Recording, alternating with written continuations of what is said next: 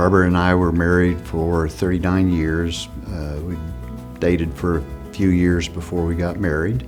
I was blessed being with her for 42 years. She had her bachelor degree in special education, and then she got her master's from Pitt State while she was here.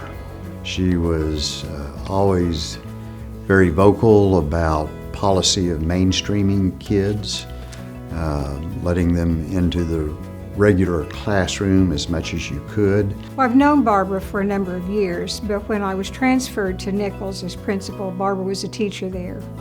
And it truly was a privilege to work with her. She was a trooper and just someone that was real easy to work with, and I just enjoyed those years.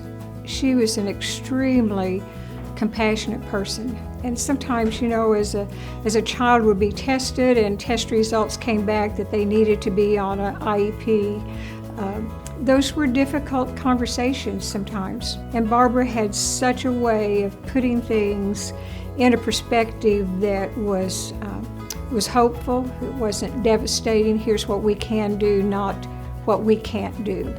She was really proud of little steps that some of her kids were able to take.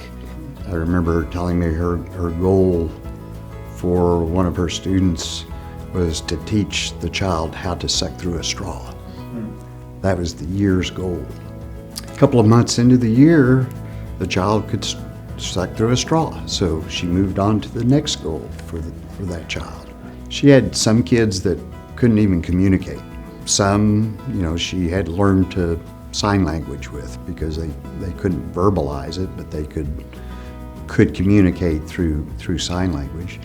I think Barbara probably helped in people understanding special needs students more, that they had more to give than what was taken away or what they couldn't do. I just think she cared about all students and connected well with them. When you had her students that came and had a good experience at school, then that also helped in the home. They didn't go home frustrated or angry about their day. Her kids never won any awards, but she was proud of what they were able to accomplish. She would be deeply honored. She really would.